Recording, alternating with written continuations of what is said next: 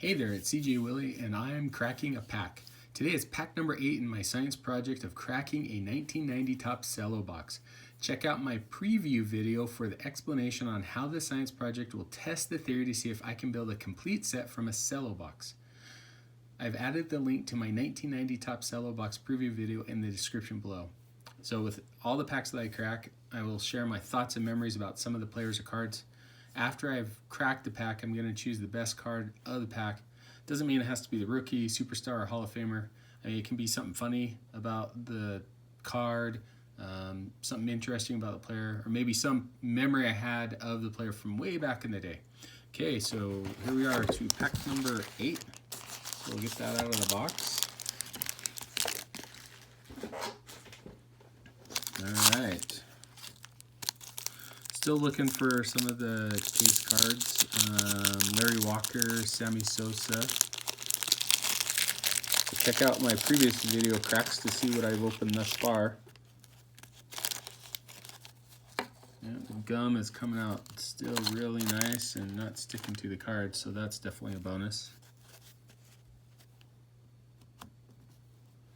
All right, so first card, Dave Clark.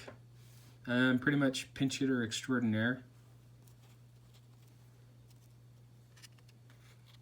All right, Scott Sanderson. Spent a number of years with the Cubs and Expos. Pretty much a middle of the pack starter. I believe he just passed away recently. Kurt Young. Kurt Young came in with the A's. Was a pretty good starter. Spent some time with their AL champion clubs, 88 through 90. I believe he's a pitching coach now. Mark Portugal, starting pitcher. Had some success early on in his career. Juan Bell. If I remember right, Juan Bell came up as a shortstop, and he was kind of the first player that was mentioned that would eventually move Cal Ripken Jr. off a shortstop to third base, but never really panned out. Steve Searcy. He came up with a lot of promise, but didn't really become much more than a reliever. Luis Rivera, utility infielder. So we haven't had too much superstardom out of this pack so far. Goose Gozo.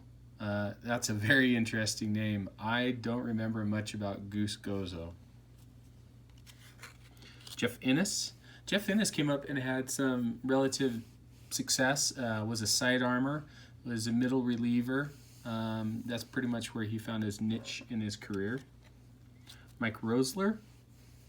He's a pitcher with the Reds. That's all I know. Kurt Ford. Kurt Ford came up with the Cardinals. He was one of the minor league stars of the Cardinals in the mid-'80s.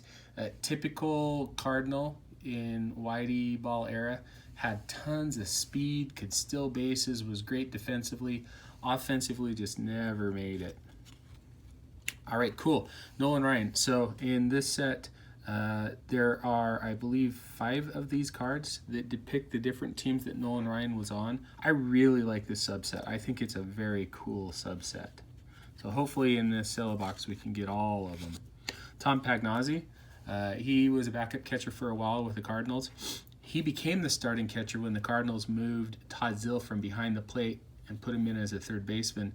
Pagnozzi, I think, was an all-star one year. He was part of their 1996 division championship team. Mark Marshall, he is a player similar to Rob Deere, Dave Kingman, could just hit the ball a ton, country mile, but batting average and strikeouts just held him back. Jim Gott, career reliever. I don't quite recall if he was ever a closer, but he spent a number of years as a middle innings guy. There's our company store. Send off to get yourself some collector sheets. Brian Harper, he was pretty much a no-name with the Pirates and Cardinals. When he moved on to the Twins, he became a pretty good player. I don't know if he ever made an all-star team, but he was part of their, if I remember right, 1991 championship team. Terry Mulholland. One memory I have of Terry Mulholland was he was fielding a ground ball. The ball got stuck in his glove, so he just decided to take his glove off, ball in it, and throw it to the first baseman for the out. Kurt Stillwell, he came up with Kevin Seitzer. He was supposed to be part of like the new generation of Royals after they had made it to the playoffs in the mid 80s.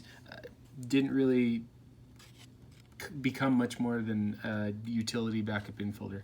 Gerald Young, another guy that was part of the Astros' young outfield that was supposed to take him to the next level as a leadoff hitter. He was really quick, could steal a lot of bases, just couldn't hit.